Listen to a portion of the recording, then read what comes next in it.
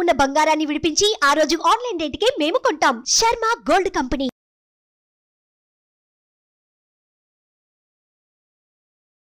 నమస్తే, welcome to Suman TV. నేను మీ యామ్ని. ప్రస్తుతం మనతో ఉన్నారు ప్రముఖ జ్యోతిష్య వాస్తు పురాణ ఆగమ శాస్త్ర పండితులు బ్రహ్మశ్రీ కొత్తపల్లి సురేష్ శర్మ గారు ఉన్నారు. గురుగారితో మాట్లాడి మనకున్న సందేహాన్ని అడిగి తెలుసుకుందాం. నమస్కారం గురుగారు. ఆయుష్మతి తల్లి. గురుగారు, మనకి జూన్ 1 రోజున హనుమాన్ జయంతి ఉందండి. ఆ రోజు ఆంజనేయ స్వామిని ఏ విధంగా ఆరాధిస్తే మంచిదంటారు? అసలు ప్రత్యేకంగా ఆ రోజు మంత్రం అంటూ జపిస్తే ఏ విధంగా ఉంటుంది? సహజంగా ఆంజనేయ స్వామి వారి జయంతిని నార్త్ వాళ్ళు ఒక రకంగా చేసుకుంటారు, మనం ఒక రకంగా చేసుకుంటాం. 2 సార్లు అందుకే వస్తుంది మనకి. అయితే మనకి రామాయణంలో వాల్మీకి రాసిన ప్రకారం వైశాఖ మాసంలో బహుళపక్షంలో దశమి రోజు ఆయన జన్మించినట్టుగా పూర్వభాద్రలో నేను జన్మించినట్టుంది. అయితే ఇక్కడ 31వ తారీఖు పూర్వభాద్ర ఉంది, 1వ తారీఖు దశమి ఉంది. సో హనుమత్ జయంతి చేసుకునే వాళ్ళు నక్షత్రం ప్రకారం చేసుకోవాలనుకుంటే 31వ తారీఖు వెళ్ళాలి. తిథి ప్రకారం చేసుకోవాలనుకుంటే 1వ తారీఖు వెళ్ళాలి.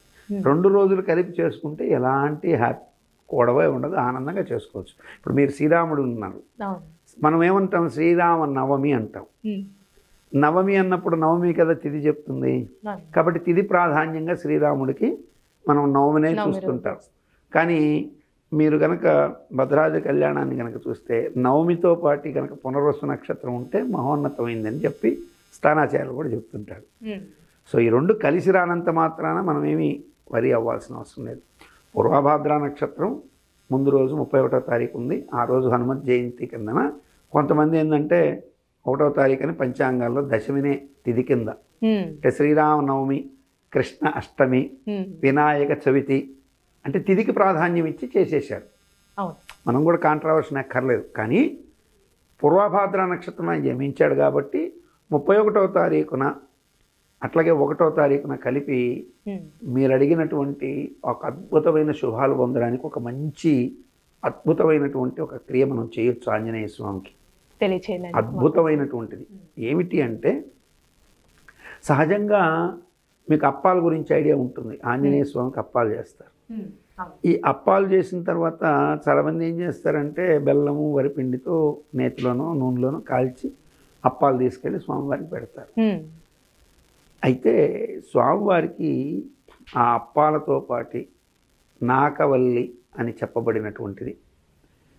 నాకవల్లి అంటే మీకు అర్థం కాదు. అంటే నాగవల్లి అంటే ఎక్కువ పెళ్లిలో అంటారు. నాది నాకబలి.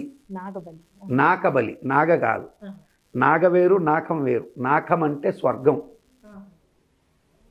స్వర్గాన్ని నాకము అంటారు. అంటే కన్యాదానం తీసుకునే సమయంలో నాకదేవతలు అంటే స్వర్గంలో ఉన్నటువంటి దేవతలకు సంబంధించి పితృదేవతలకి నాంది శ్రాద్ధాంతాలని పెట్టి ఆ దేవతలను స్మరించుకొని పితృదేవతల్ని వారికి కన్యాదాన పదవులతో అందేటట్టుగా నాకవల్లి అని చేస్తారు. అది నాగవల్లి అని అలవాటు అయిపోయింది. ఇప్పుడు మనకి అదే నాగవల్లి అనే పేరుతో మీకు మంత్రాలు ఉంటాయి. ఇప్పుడు తాంబూల మంత్రం ఉందనుకోండి, భోగి పరసమాయుక్తం నాకవల్లి దళైరితం అని ఉంటుంది అక్కడ. కానీ మన అయ్యవార్లు ఏం చేస్తుంటారంటే సాధ్యమైనంత వరకు మీరు నాగవల్లి దళైర్యుతం అంటారు. నాగవల్లి దళైర్యుతం, దళ అంటే తమలపాకులు, నాకవల్లి అంటే తమలపాకులు, దాన్ని నాగవల్లి అంటారు. ఆంజనేయ స్వామి వారికి అత్యంత ప్రీతిపాత్రమైంది తమలపాకు. అది దానికి చాలా చాలా రకరకాల, అంటే సీతమ్మ రాములు వారు నాలుగే చూశారని, వారు నారిక వండింది కాబట్టి నాకు ఇంకా ఎర్రగా వండాలని సున్నం అంతా తీసుకున్నాడని, అది ఆ సున్నంతో కాక సింధూరంలో ముంచుకుని ఒళ్ళంతా ఎర్రగా చేసుకున్నాడని, ఆయనకి ఇష్టమైంది తమలపాకులని రకరకాల కథలు ఉంటాయి. అయితే వాస్తవం ఏంటంటే నాకము అంటే స్వర్గంలో అమృతంతో పాటి పుట్టింది తమలపాకు. నిత్యం తాంబూల సేవనం చేసేవారికి అనారోగ్యాలు కూడా తగ్గుతాయని కూడా ఆయుర్వేద శాస్త్రం చెప్తుంటుంది. సో ఈ నాకవల్లి అనేటువంటి తమలపాకులు తీసుకొని చక్కగా ఇప్పుడు మనకి నిజమైనటువంటి సింధూరం, ఆంజనేయ స్వామికి మనం సింధూరం అప్లై చేస్తుంటాం, గంగ సింధూరం. ఇప్పుడంటే మార్కెట్లోకి పోతే కుంకుమ దగ్గర నుంచి అన్నీ మొత్తం కల్తీ దొరుకుతున్నాయి. మనకు ఒరిజినల్ గంగ సింధూరం దొరకటం లేదు కాబట్టి కలర్ ఇప్పుడు అదైనా ఇదైనా ఒకటే కాబట్టి మీరు మనం కేసర్లో వేసేటువంటి ఒక సింధూరం కలర్ ఉంటుంది కదా, ఫుడ్ కలర్.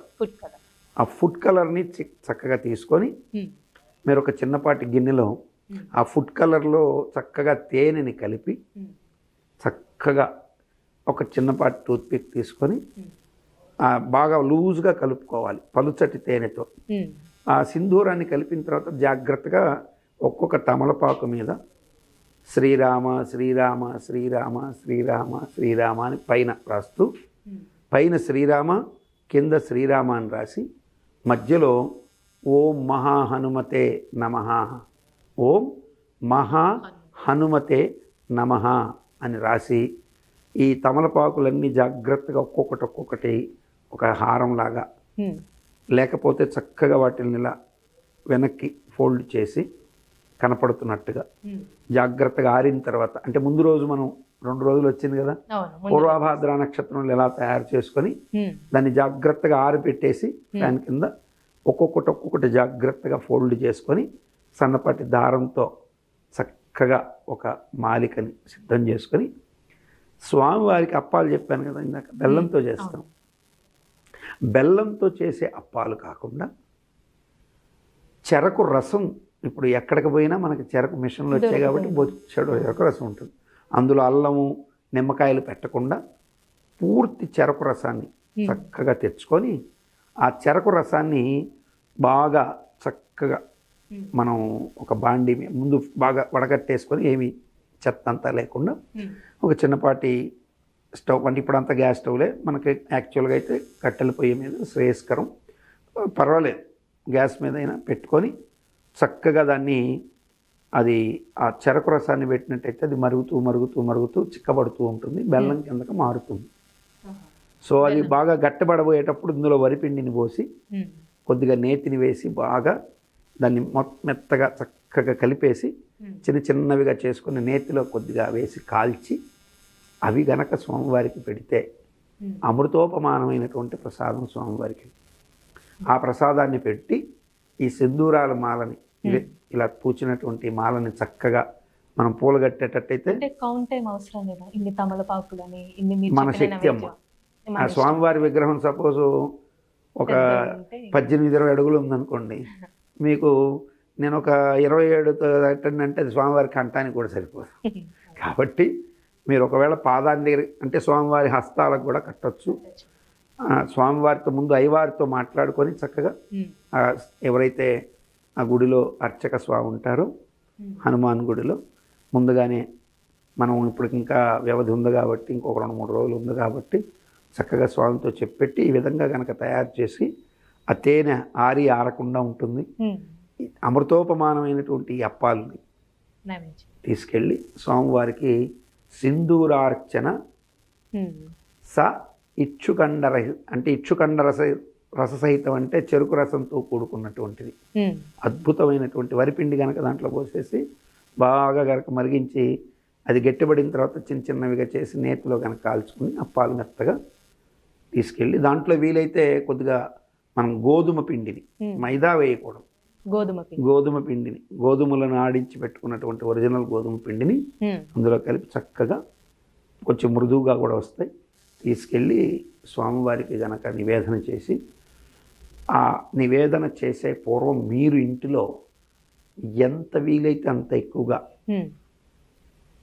ఈ ఓం మహా హనుమతే మంత్రం ఉంది కదా, దానికి ముందు మనోజవం మారుత తుల్యవేగం జితేంద్రియం బుద్ధిమతాం వరిష్టం వాతాత్మజం వానరయోధ ముఖ్యం శ్రీరామదూతం శిరసా నమామి అని ఈ మంత్రాన్ని చెప్పుకొని ఓం మహా హనుమతే నమః అని చెప్పుకుంటూ ఎంత వీలైతే అంత చేస్తే ఆ స్వామి హనుమ ఆ శ్రీరాముణ్ణి స్మరించినందుకు ఎంత ఆనందపడతాడో ఈ మనోజవం అనేటువంటి శ్లోకం వల్ల అంత సంతృప్తి పడతాడు. అందులో అంతర్లీనంగా రాముడు ఉన్నాడు కాబట్టి నిస్సంశయంగా వివాహం కాని వారికి వివాహ విషయాల్లో పాజిటివ్ చేస్తాడు, కళ్యాణమస్తు కలిగిస్తాడు, శుభం చేస్తాడు.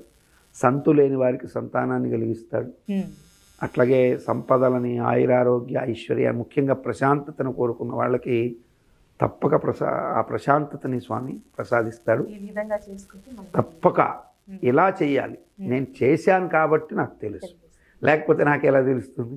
ఇప్పుడు నోటితో ఒక మాట చెప్పేయడం వేరు, కానీ చేసి దాన్ని ఆ చేసిన విధానాన్ని బట్టి మనకు తెలుసు. కాబట్టి కొద్దిగా నేతిని కూడా చేర్చుకుంటూ కనుక దాని పిండిని జాగ్రత్తగా తీస్తే మెత్తటి పిండి వస్తుంది. దాన్ని జాగ్రత్తగా కాల్చి అప్పాలు చేసి స్వామివారికి పెడితే చాలా ప్రసాదం, చాలా మంచిది, శుభం కలుగుతుంది. అయితే దీనికి కొంచెం ఓపిక ఉండాలి, ఎందుకంటే చెరుకు రసం గట్టి పట్టడానికి కొంచెం టైం పడుతుంది. మధ్య మధ్యలో దానిపైన కొంచెం మాలిన్యం వస్తుంటుంది, దాన్ని జాగ్రత్తగా గరిటతో యూట్యూబ్లో వచ్చడం ఉంది, అటువంటి వీడియోలు చాలా ఉంటాయి. ఇది బెల్లం తయారు చేసే విధానాలు వితౌట్ ఎనీ కెమికల్స్ అని ఉంటుంది. సో అట్లా కూడా ఎత్తుక్కుంటే ఈరోజు లేనిది ఏమీ లేదు. ఎందుకంటే నేను ఇలా కుంకుమ గురించి చెప్పాను లేదా, కుంకుమ ప్రయోగం చేసి ఎవరో వీడియో పెట్టారు. సో ఇలా ఇట్లా ఏదో ఒకటి చెరకు రసం గురించి ఎప్పుడో చెప్పాను, అది ఎవరో వీడియో కూడా పెట్టారు. చక్కగా నిజంగా అటువంటి మంచి విషయాలని తెలుసుకోవాలి, స్వాగతించాల్సిన విషయం.